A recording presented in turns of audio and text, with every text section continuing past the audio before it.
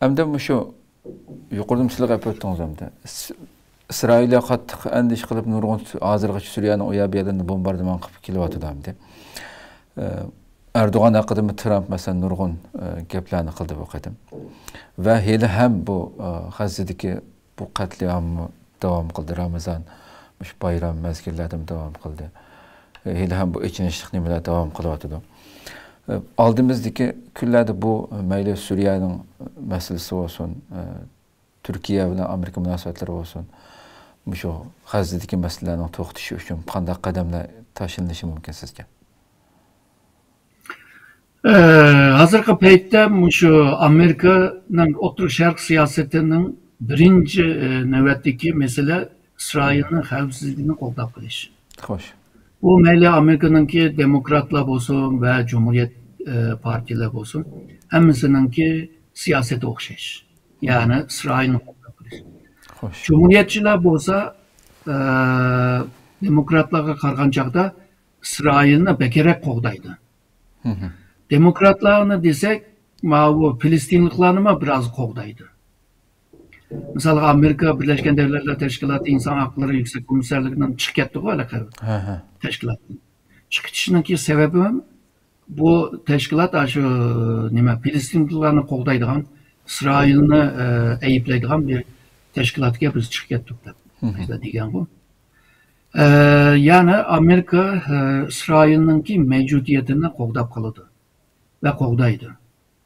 Ama İsrail dedi ki, meninki zeminim buncilik emas, meninki şu atıboğullarının qalan vədiler var, Tanrı'nınki vergen vədi var, bizninki toprak tiximi kən deydiğen, köz qaraşlı boğan İsrailliklarma var hem de. Şununla şu toprağını kengaytiş, İsrail'e tehdit, ihtimal tehdit kılalaydıgan, müşrin tehdit kılalaydıgan güçler olsa onu yoktuş. Ve hazırki Trump hükümetime, hazırki İsrail'ini kollavadıdı, yani İsrail'in müştak hareketini.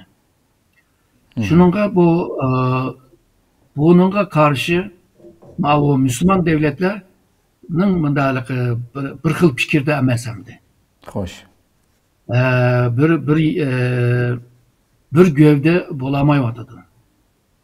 Bir gövde bulalığan bolsa, o vaxtıda işler başqaça bolardı. Deymen. Yani en azında bir tamponlaş küçü buludu dep oylayman. Filistinliklarının ki bugünkü muşu ahval çıkmağının bir sebebi, nurgun sebep var, bir sebebi mi şu öz vaxtıda İsrail devleti ilan kılınğan vaxtıda Birleşken Devletler Teşkilatı'nın şu Filistinliklarma bir devlet kurulsun dep iki devlet modelini aşvaqlarda da oturup koygan. Ama bu oturuş şarttaki Müslüman devletler yok, biz şu İsrail'ini kollap çıkırmız.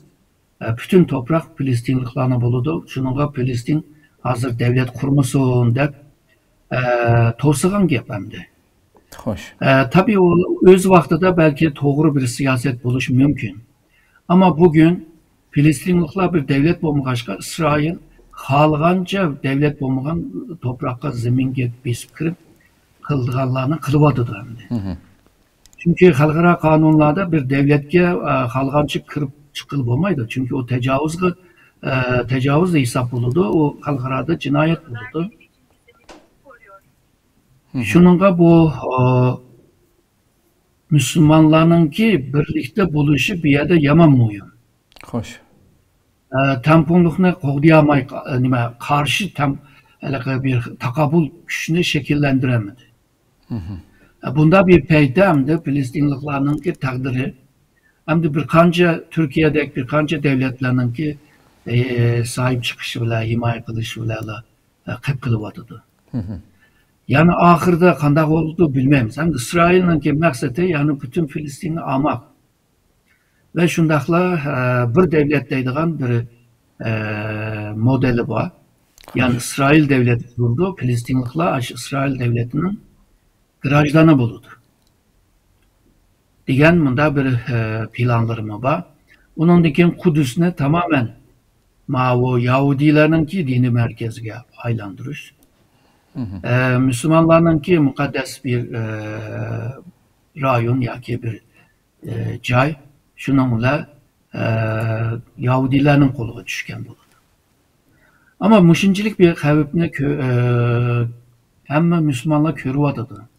Faqat bir yerga kelmayotadi. Bu yolg'izlar Filistin meselesi emas, yani mesela Uygur meselesi için mi şunlar? Misalga bu Myanmar'daki, Burma'daki Arikan Müslümanlar için mi şunlar? Ya ki başka nurgun caydaki Müslümanlar için mi şunlar? Yani Müslümanlar özü bir okunup, özü bir ortak güçke kemi geçe, Müslümanların bir şey bunda xavflar kelişi yana devam buludu deb o'ylayman. Çünkü cihan buzuluyordu. Trump'nınki Soğuda urushi başta dedim, yani yalğızla Soğuda ticari finansını tampon tayyab olan kurulmasını bozmaydı. Bunun ki cihanınki sistemini, tüzümünü bozgandek, bunun ki yeni tüzüm ve yeni sistem kuruluşuna sebep olurdu. Şununla bu yeni tüzümler kurulup olunca bir cereyan, bir mezgilde mışında kaylamkançılık buludu cihanda. Bu kaylamkançılıkta hem de Filistin'inki takdirimi muş kaylamkançılığının içinde yukarı etmesi lazım hem de. Ama kanda kılış lazım. Bununki yolu kanda. Buna oturup Filistinliklardan soraş lazım. Mesela Hamas'ını kollap gelgen bu Gazze halkı. Ötkende mi Hamas'a karşı namaşını buluyordu. Bu Amerika bu Gazze'ne men alımendeydi. Yani ben bazı kılımem, yani turistik bir yer kılımende oldu. Yani bir bilinmezlik bir yerge karab, bir noktaya karab kitbarımız hazır. Hoş. Ama bir yerde en mühim olan mesele Müslümanların ki hemkarlık kılışı. Hem de kopup birisi Amerika'nı tutup, birisi Xitay'ını tutup, yani birisi eğisilip onundaki yağar aslardan bir yerge kelip, nurgun jığıllarını içip, karar alamay, karar alsa icra kılamay, müştalık kıldıgan bolsa, aşı Müslüman devletlerinin bir şığımı kep kılış mümkün bunundaki. Hoş. Çünkü çoğun devletler özününki menfaatini qoğdaş için, anda küçük devletler, küçük digine mi alakalı, güçsüz, tesirsiz devletler. Bazı devletler zemin çoğun. Ama halkarada güçü ve tesir güçü bulmağındaki küçük devlet davatımı. Bu devletlerin ki takdirini çoğun devletler belgileydi bu kaylamkançılıkta. Mesela halkara tüzüm yerleşken çağda, sistem yerleşken çağda o halkara kanun mu işleydi çünkü. Bir mesele bu kalsa sen bir aşı kanunga müracaat kılıp hiç olmasa en çok ziyan tatmaysan de. Hoş. Ama hazır biz davatımız sistem bozuluyordu, tüzüm bozuluyordu. Şununla halkara kanun mu bozuluyordu.